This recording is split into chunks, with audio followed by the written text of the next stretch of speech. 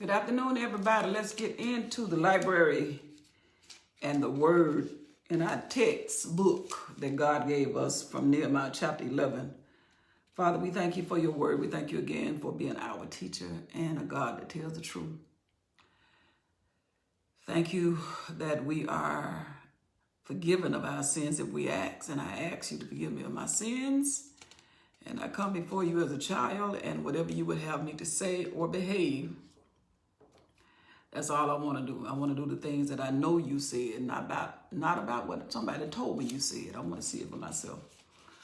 And thank you for chapter 11 of Nehemiah, and help me to read it the way you wrote it, and help us to get a purpose in why you told us to read, and even included Nehemiah chapter 11. Thank you for being the only wise God. Did I not say that first? That knows everything and the reason why you got names in here. And you wrote it because that's what you wanted to do. And I'm going to try my best to pronounce it if you'll help me. And thank you for every listener, that we will not be bored in your word. That we will hear something in this word to make us better in our conduct, so that the world can see you lives in this house. In Jesus' name I pray, amen. This is Nehemiah chapter 11. And I have two Bibles here, and I have the CSB, and I have the KJV, King James Version. And we'll go with King James right now.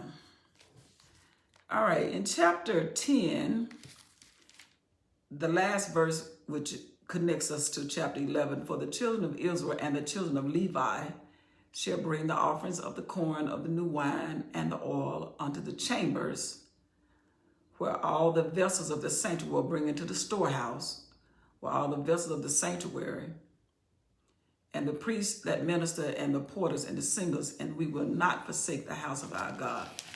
So chapter 10 was the promise or the covenant that they made, that from now on we are going to operate under the, like we have our laws, every country have their laws, and the children of Israel said, we're going to obey God. This would be our constitution.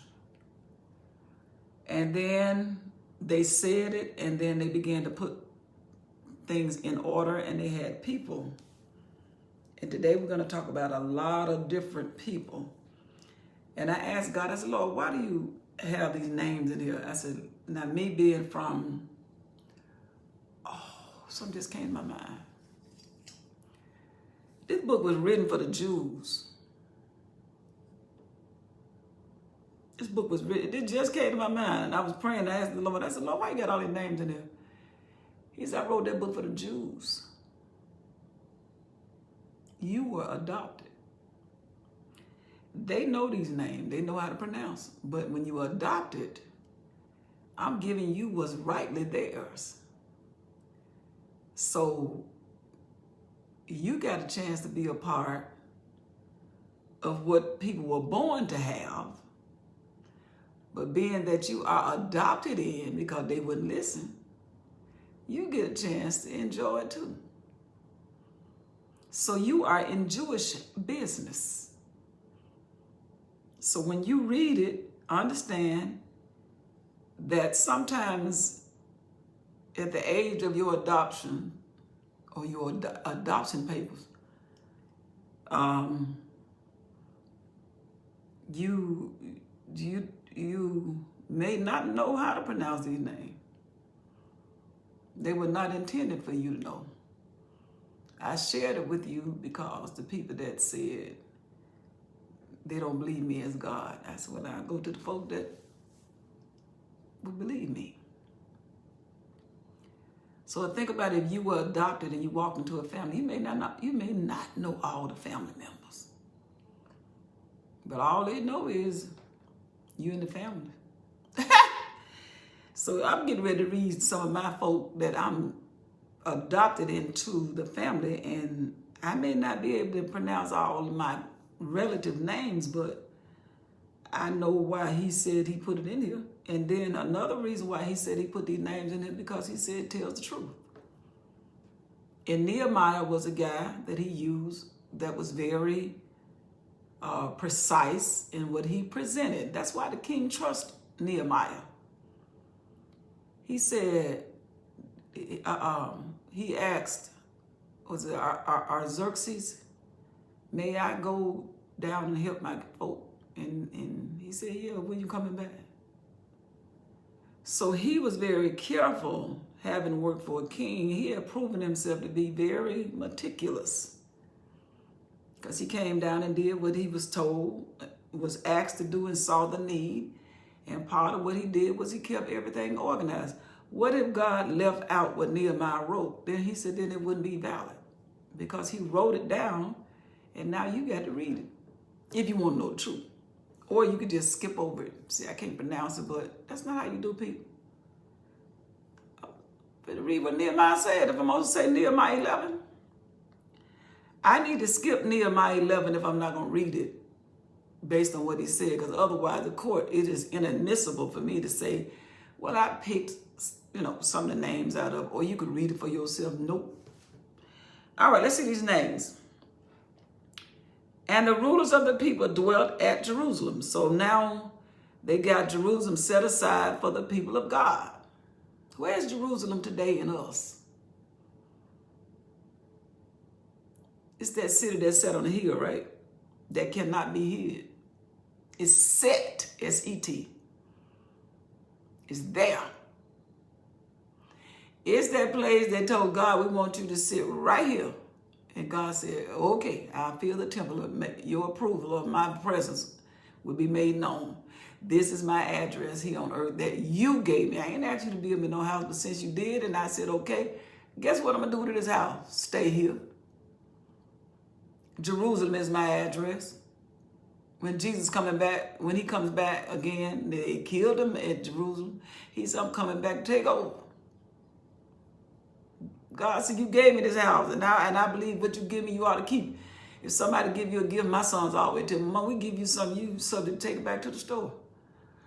Y'all stop buying me stuff like that. I got, sometimes they buy me the right thing.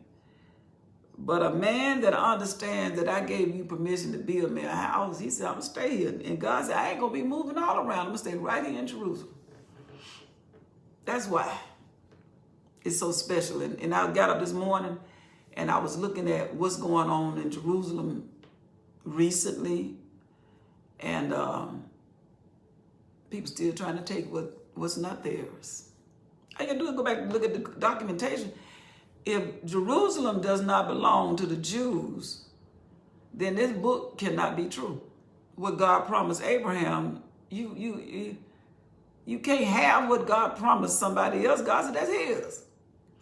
So I watched them today. They said they had the Palestinians and the Jewish people, and one live on the west side, one live on the east side, and they don't get along because the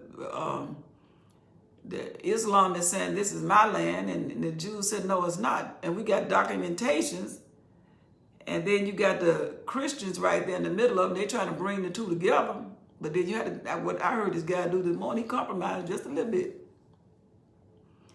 He said the tension over there is so great. It's almost like living in a neighborhood of you one color, I'm another color. We may not have the Jewish behavior and the Islam behavior, but we got that same behavior where you draw that line, don't cross that line, or we're going to have a fight. But they look alike, but they still fight. They fighting over this my land. God said, I didn't give you that land. And this, I live here, and I'm telling you, as long as I'm God, my house is here. You built me a house, and I said I'll stay there, and I've been there ever since you built it. So now let's see who's protecting my domain as man, to give me honor to say, Lord, the Jews, I just don't get it. All you got to do is go back and look at the documentation of the Word of God, and you'll see who that land belonged to. But just like we just don't like to read, it's just supposed to be mine. Abraham is my daddy. He said, yeah, you're right. But this land belonged to the Jews. And you can't take what's not yours. Even though you related. but it is what it is. All right, so now we understand that we're in Jerusalem. So let's go to Jerusalem. Put your navigation system on. And the rulers of the people dwelt at Jerusalem. So the people in charge. So the house is built, the wall is built again. When I say again, that means they tore it down because Solomon built it. And God said, that's my address. He said, Lord, that's your address. And Solomon prayed. He didn't ask God for one thing, but one thing. If we get out of line and we call you, will you answer? And he said, Lord, give us a house. Lord, bless us with help. Lord, he didn't do none of that. He said, Lord, and Solomon was the wisest man ever lived before Jesus said Solomon looked like he dimmed the light that he had because I got it all. Solomon said, Lord, all I see for these folks is they're going to backslide. And if they backslide and decide to come back, will you hear us? And the Lord said, yes, I will if you turn to me with your whole heart and you sincere. But if you just playing, no, I ain't listening because you ain't talking to me when you're playing. So now they got a chance to redo it the second time. They got a whole lot of land. They had land enough for millions and millions. Now they're down to 42,000. Imagine having, I think it's 42,000. Let me make sure because I always say things that I think and then I have to get back on here and apologize. 42,000. All I know is they said 2% of the people that left came back. That means like 98%, the vast majority of the people that left is gone or didn't come back. And you still own all this land. It's still yours.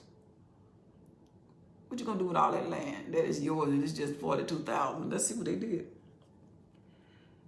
And the rulers of the people dwelt at Jerusalem. The rest of the people also cast lots to bring 1 of 10 to dwell in Jerusalem, the holy city, and the 9 parts to dwell in other cities. Okay. So they got Jerusalem is the capital. And all the leaders, the rulers, what is that? And the rulers, they said, we're going to live here. These are military mindset people. Because they said, we got to protect this place. Because the word lives here. The temple is here. The temple is here. The temple is here today. But what they're talking about, the temple that they built was there, and they had to have holy men to make sure that it was all intact.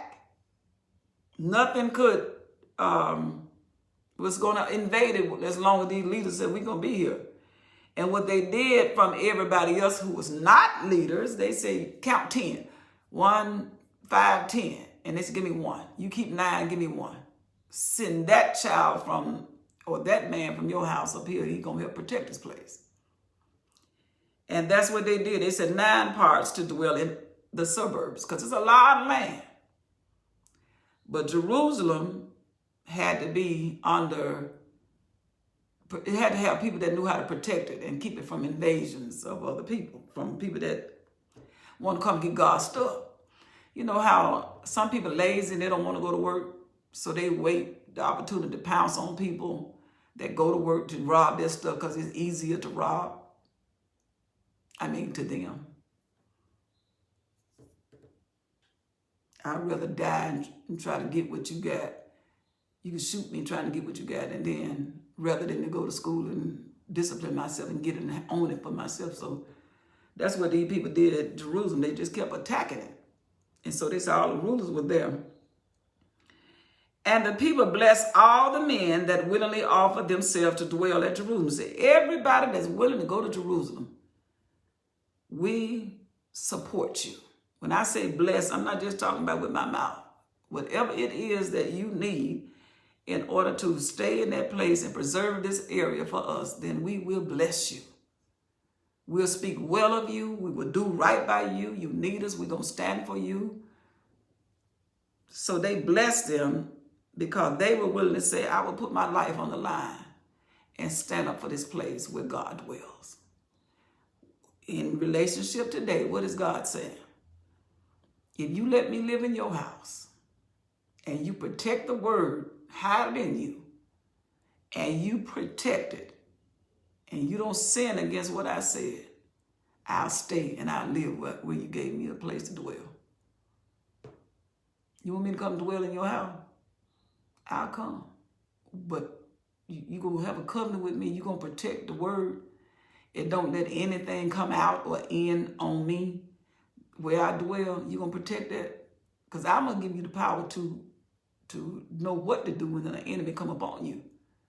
So I'm living inside of you, but I'm really protecting you. But I need you to do your part and protect what I've given you. I'm going to give you the vessel of who I am. And if you handle it right, I'm going to stay there.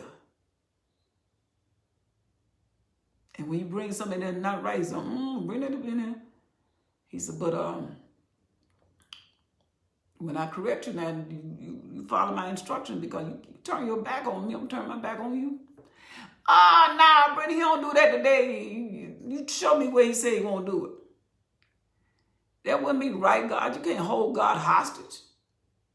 It's like, you standing here and I'm going to do what I want to do. He said, no, I'm not. He said, I love all souls, but you don't want to live right, you're going to die. I know we popular, what? Let me ask you something. If you had a business and one of your person that's just keep bringing other companies stuff, selling it for them, while they working on under your company's rule, but you in there selling a product that belonged to another company, you think I'm gonna let you stay in there? And would you let me stay in there? And I'm bringing, I'm selling product made by ABC and you sell XYZ, and you just let me come in and just set up camp and say, just forgive me? No, I'm gonna ask you to stop. And then if you don't stop, I'm going to escort you out of here. And what the word said, if you don't stop, I'll turn you over to a reprobate mind. That means you'll function with never anything to draw you to me and to leave you in that state. He said, you live right Monday, Tuesday, Wednesday, Thursday, and then you take off Friday and Saturday. He said, guess what day I'm going to come and get you on? Friday and Saturday. He said, I'm going to give you an update. Monday, Tuesday, Wednesday, Thursday, you living right. But then you take off every Friday, Saturday, and Sunday. He said, the day for you is recorded. I'm coming on Friday, Saturday, Sunday. You might be living right them other 4 days. He said, but I ain't coming on them days. I'm coming on the days that you off. He said, that's for the people that think I'm playing. Give you an update. Can't play with me like that. I don't run a company like that. You don't run your company like that. You made in my image. You hate wrong just like I do. Now these are the chief of the province that dwell in Jerusalem. And I asked God, I said, Lord, now you know, I said it before anybody came on, Brian and Nina. I said, Lord, why all these names in there? You know, I don't know these names, can't pronounce them, and I'm not going to remember most times, because most of them are people that live in the world that don't nobody know. Most of these names are not famous, like David, and you might find a couple in here. He said, number one, this was not written to you. He said, this book was made for you. He said, this book was written to the Jews, but the Jews dropped it. They know how to read it, but you adopted. You got the same rights they got, so just go ahead on and read it. Put voice to it, because now it's yours. So these names right here are Middle Eastern names. Middle Eastern people could read this easily, but they won't read it. You read Daniel, you know some of the names, but you get over that New Testament, they start talking your language, they're going to say Mark, John, Luke. These names right here, I don't know them, but I'm going to pronounce them, because he said if you don't tell the truth, he said skip chapter 11 and don't read it, because if you're going to say you're going to talk about Nehemiah chapter 11, Nehemiah was the guy that wrote it, and he wanted read if you're going to say he said it. So here we go. So these are the leaders that was in Jerusalem. Now, these are the chief of the province that dwelt in Jerusalem. They were there. Why? Because we're going to protect this place. But in the cities of Judah dwelt everyone in his possession in their cities. To know or wit Israel, the priests and the Levites and Nethians, means servants, and the children of Solomon's servants. So let me read that in this one so it sounds a little bit easier to the ear. These are the heads of the province who stayed in Jerusalem, but in the villages of Judah, each lived on his own property in their towns. The Israelite priests, Levites, temple servants, and descendants of Solomon's servants. All right, so we got the people that's living in the city, and we got people that's living in the suburbs. And we're getting ready to find out who lived in the city, because it is very important. And what God wants us to know, a lot of these people names I said already that you're not going to know. Guess who's living right? People that we don't know. It's not famous. He said, I call very few famous people. People that try to make a name for themselves or made a name for themselves. He said, I don't use many of them folk. So let's see about these folk. While some of the descendants of Judah and Benjamin settled in Jerusalem, he said, now we're getting ready to talk about Judah's people. Then we're going to talk about Benjamin's people. Judah's, these is his kinfolk. These are his kinfolk. Athiel, son of Uzziah, son of Zechariah, son of Amara, son of... Now we're just talking about one man. But God's going to give you the proof to track it all the way back down to his bloodline. The guy name is, he said, Athiel, son of Uzziah. And his daddy was Zechariah. His daddy was Amariah. His daddy was Shephatiah. And his daddy was Mahaliah. And then of Perez, descendants. And Perez was way back in Genesis. And this was Judah's son. He had a baby by his daughter-in-law. The one that came out with a red string that made his twins in there. And then that boy, the first one came out first. And he put a red rope around his brother. And then Perez jumped out and said, I'll go first. Said Adam came first. Then Jesus said, get back at him. That's what Perez did. So Perez is Athaliah's great, way down the line seed carrier. So that's all that good stuff in the word, that rich, needy understanding. So you won't get lost with all these names. And Messiah, son of Barak, son of Kohazah, son of Haziah, this is the other guy, son of Adiah, son of Jeharib, son of Zechariah, a descendant of the Shilonite. He said, now, I don't know too many people in that. I know Perez up in there. Now, Zechariah is a name that's not necessarily the same Zechariah that's famous, because it was a common name. But anyway, the total number of Perez descendants, of the people that came through his bloodline, that settled in Jerusalem as rulers, was 468 capable men, when there used to be thousands. But God said, I'll take a few. What the word said? It's a lot of churches, but it's few people tell the truth. Few that be that find it. All right, let's go to Benjamin's side. So this is another. Judah was one of the 12. Benjamin was one of the 12. So we got Judah rulers. Now, mind you, just a few people now. He said, these were Benjamin deceivers. And another reason why it's good to call these people names, because they were bold enough to come back. They came back to a land that was just left for 70 whole years. And they came back to this land and said, I'm going back to help build it. And God said, I'm going to put your name in my book, and everybody that read you going to know your name based on what's on that page, if they read it. Most of us skip this page. All right, let's see who Benjamin kinfolk that showed up.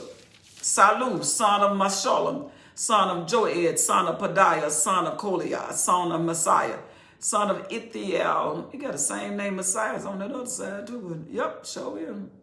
So Benjamin and Judah got some same names. Not the same person. Son of Ithiel, son of Josiah. And after him, Gabiah and Salih. These two guys were his brothers, but the main guy was Salu. And he told you who his daddy was, and who his daddy was, and who he did. And Benjamin had 928. I remember when Benjamin did wrong, and they fought their own brothers, And they didn't have but 400, 600 men. And they ain't have no wives. Because they held up when that girl got killed. They raped that girl all night.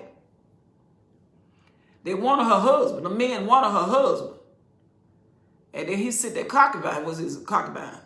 He sent her out there and they raped that girl all night. Benjamin tribe did that. When they got through, when the other brother got through with Benjamin, there's only 600 men left. And they hid in a cave.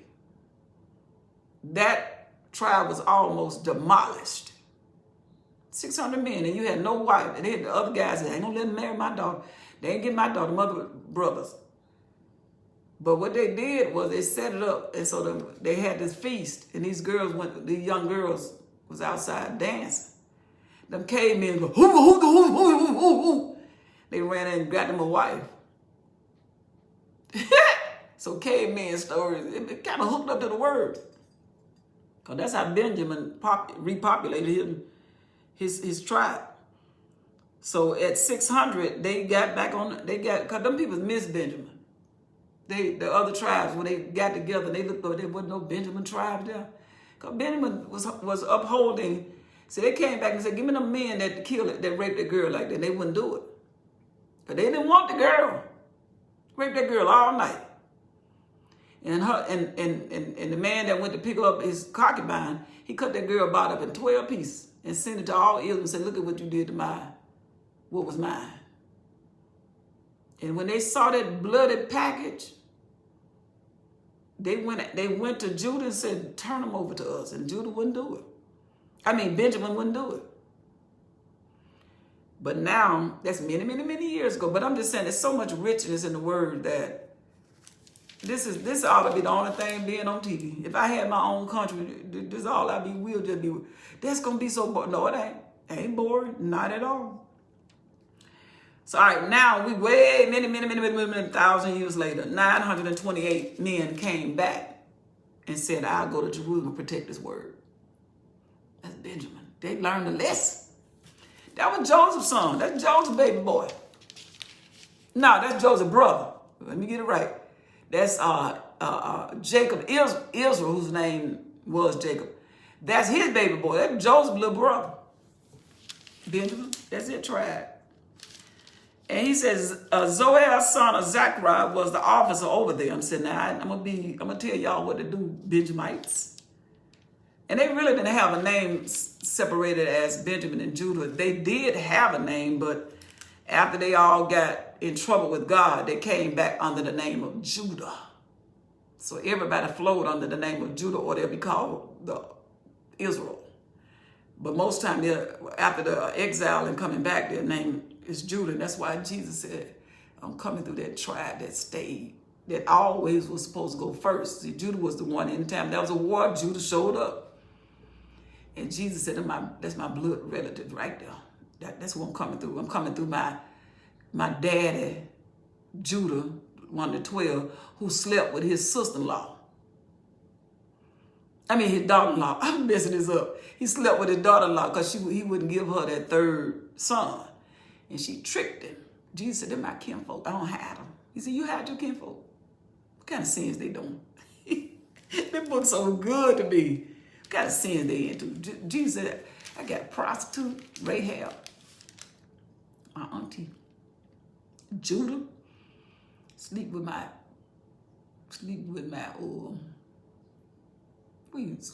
daughter-in-law. What she be to me, Jesus? I'm mad.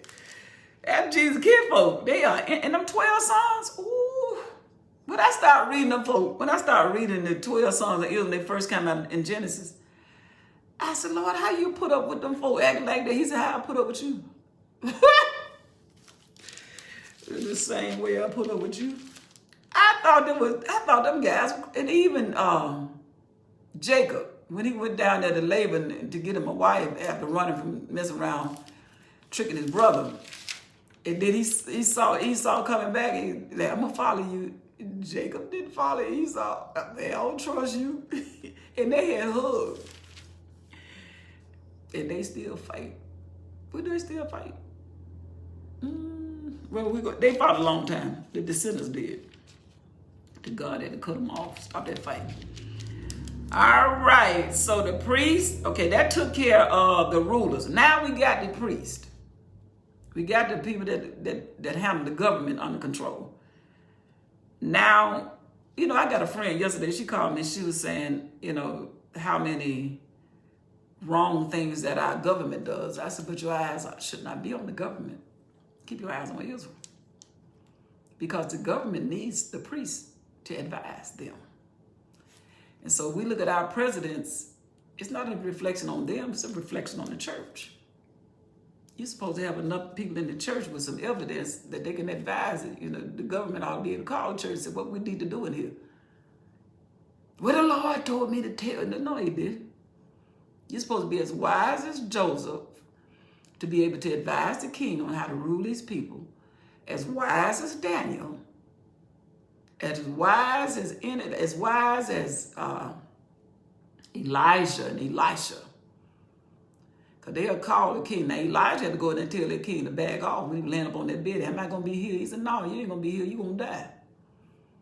Because he sent for him and said, I need you to come down here. And Elijah said, I'm going to send you a word. Because whether I come or don't come, you're going to die. And then he finally got him down there. And God said, go on down there and talk to him. He's going to die. Then he died. So we need people in leadership that know the word. Because I ain't talking about I'm not talking about no religion. I'm talking about actually know the integrity of God's word in history to say this happened to these folk. Because call me and ask me why. You wouldn't have to spend all this money. People think because I got the shot and the corona, that ain't how God works. It don't work like that. You're not going to have the last word. The church is responsible for everything wrong on earth because you're the priest. And we're supposed to know the word. And if there's any chaos, check the church. Don't check the government because they don't know. The king didn't know. Nebuchadnezzar's not going to know it when we get to Daniel. And that's why you got to have people that know God to give advice to the people that know the government, because the government is going to have the power to penetrate it throughout every neighborhood, where the voice of God is supposed to come through the church, and the church is supposed to know the answer. And if the world is in trouble, it's because the church ain't doing its job. When Miriam told Moses that he didn't like it because he married the Ethiopian woman, the church still holding that grudge. Just like me, why the church can't go nowhere. We still sprinkle just a little bit of segregation in there, and God said, you ain't going nowhere. I know how to pick the goats from the sheep. I ain't twisted. Because it's some goats that look just like sheep. The Angora. Look just like a sheep. Jesus, I know the difference. I don't care if the difference is under his hoof. I know how to separate it. So let's look at these priests. These are the people that God said, now you don't have no job. You don't have to do nothing but stay in the word. And all the people that got a job going to take care of you after they get the Levites deals first. And the Levite going to give you 10% of theirs. But let's see who they are. Because God got this thing organized. Call me. I'll tell you what this word is. I'll tell you what I know. And then if I don't know, I say, I don't know. I can tell you that we got the same conduct that the Philistines had when they broke out with them and sent God that golden rat or mouse and that golden tumor, which was crazy. But God said, what crazy people do? They think they're going to appease me with some golden mess. Philistine ain't got no sense. But guess what the Philistine had sense enough to do? They asked God, is this corona because of what we doing wrong? And God said, you think? And they put that Ark of the Covenant on the back of that cow and said, if this cow make it all the way down there back to the Israel, we know that we got this plague. Ask God. Put somebody and ask God, why corona here? Ask him. Just ask. Like Gideon. Throw out a fleece. Go out there and say, I'm going to put this sheep hair. Dare God to do that. Do like Elijah. The God that answers by fire, let him be God. Ask God that since you got the power, what you want him to do? And he'll tell you exactly what it is. It's the uneducated people that say I said things, and he said, you got this world screwed up. You can't go to 5 churches and all 5 of them saying the word. They might say, want to do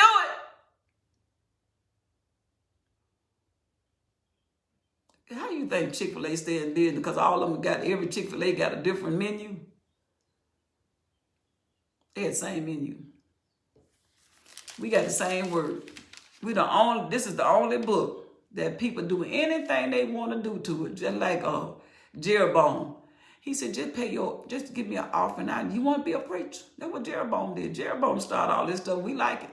Because you get the gifts now. You get your blessings now. Let's see who the priests are.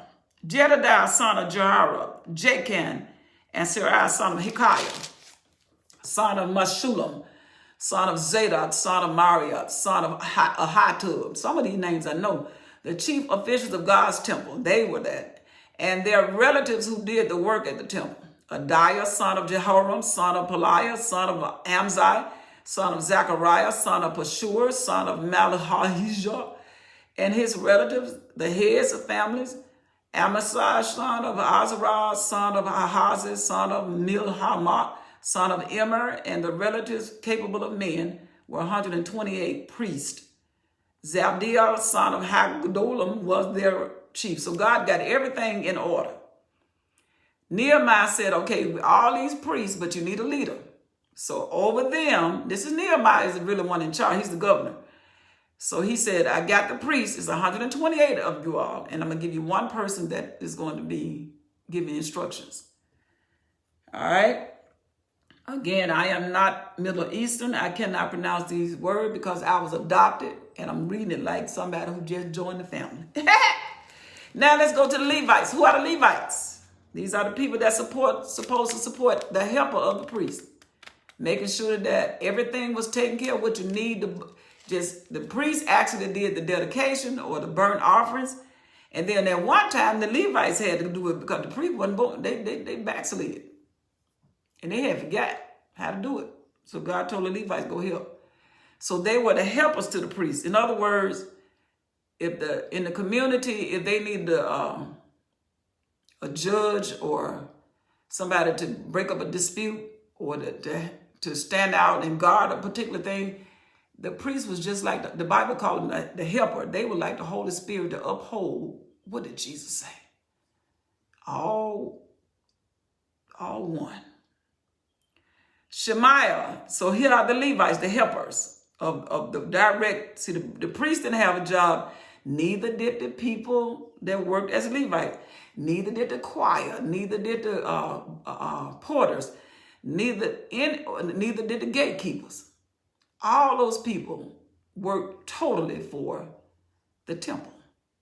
And the people that went to work, the rich people, the doctors and the lawyers, they gave the money to support that thing so together until I don't know how we got it screwed up. I do know how we got it screwed up. We love money. All right, who are the Levites? Shemaiah, son of Hashub, son of Akram, son of Hashabiah, son of Buni, son of, I bet the kids over there in Jerusalem say, Brittany, you ain't pronouncing them names right. I said, I know it wasn't for me, it was for you, and y'all rejected. That's how I got it. Y'all living on the ground, and they intertwined in the vine, and they picked up me, Gentile trying to read Middle Eastern names. But I do know what y'all supposed to be doing. That ain't hard to do. Shabbataiah, Zal, and Jozabad from the heads of the Levites who supervised the work outside the house of God. Mathaniah, son of Micah, son of Zabdi, son of Asaph, the one who began the thanksgiving in prayer. Anytime I see that name Asaph, I knew it was a song somewhere around there. Bakbuka, B-A-K, Bakbu, B-U-K-I, Bakbuka, Kia. Second among his relatives, Abda, son of Shamiah, son of Gala, son of Jedotham, all the Levites in the holy city was 284. So God is saying, I got the priests in there. Nehemiah, I got God through Nehemiah, got the priests in line. I got the rulers first, then I got the priests, and now I got the Levites. Everything is organized. Now he said, let's go and take them out there to the gatekeepers. Let them know the reason why you can't read it, because this is about the Jews and they understand how to read it. Call the Jewish person over there and say, read these. Akub, Talmud, these are gatekeepers. These folks say you ain't coming in here unless you got it right. Talmud and their relatives who guarded the gate was 172 gatekeepers. The rest of Israel, the priests and the Levites, were all in the villages. This is the suburbs. They were not in Jerusalem. Of Judah, each on his own inherited property. The temple servants lived on Ophel, Zahar, and Gispad supervised the temple servants. So everything is very organized. We got Jerusalem under control, and we have Benjamin under control. We got Judah under control. And now we're down to the gatekeepers. Now we're getting ready to look at the Levites and the priests as they scatter around the outside area. And remember, this is a lot of land. Whole lot of land. They're going to have a whole lot of babies to fill this up. The leaders of the Levites in Jerusalem was Uzziah, son of Bani, son of Hashabiah, son of Matthiah. This is the Levites and priests. Son of Micah, the descendant of Asaph, who were singers. I told Asaph there are going to be some songs around there in the book of Psalms. Singers for the service of God's house. Even though they may be small in numbers, but God says, what I say to the small, I want the same order in the huge. What I say to one, the word says, I say to everybody. And just because they don't have everybody covering the whole land, God said, operate the same. If you stay in a trailer house, talk to me twice a day. If you move yourself in a mansion, he said, stay the same. Don't ever, if I increase you, understand that stuff. What I told you to do and you got to increase, keep up the good work. So just because they're small, they went all the way back to Moses and got his instructions. There was, in fact, a command of the king regarding them and an ordinance regulating the singers' daily task.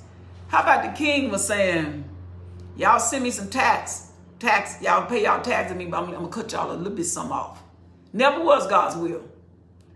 But now, because of their disobedience, God said, now you got to live up under earthly rule.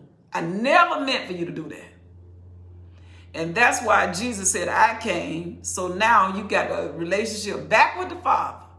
They can pass a law and tell you to marry the same sex. And you know I said don't. You got the right to obey my law. I said love one another, and everybody hating and shooting. He said you got the right to love. And I look at you as the same city that Jerusalem is sitting on. I look at you because you are set aside. Whether it be one, he said, I like two. One, I put 1,000. Two, ooh, we can do some work. And 3, I ain't even need a number for 3. That was, in fact, a command of the king regarding them and an ordinance that he put out. He said, make sure you take care of those singers' daily tasks. Pethaniah, son of Mashabel of the descendants of Zara, son of Judah, was king agent in every matter concerning the people. So the king had somebody that said, go down there and keep me updated to how things are going. So you're gonna be the one that I sent down to, not spy on him, but just keep your eye on him. you know us. As for the farming settlements with their fields, some of Judah descendants lived in Kairai, Arba, and Derbon and their surrounding villages, and Jacobzil and its settlements, and Joshua, Lada, Beth Pelat, Harzashua, and Bathsheba, and its surrounding villages. Now that's the people that does not live in Jerusalem. These folk that's got the farmland.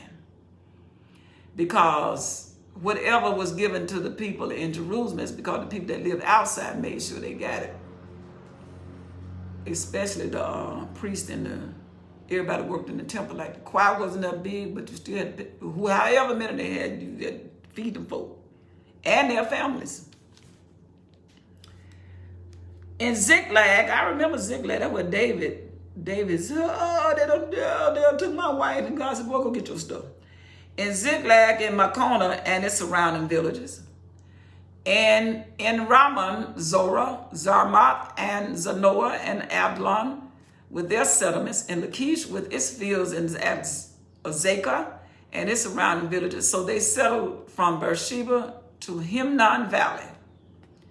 So these are the people that's not in Jerusalem, but they living around there to make sure they support the people that's in Jerusalem.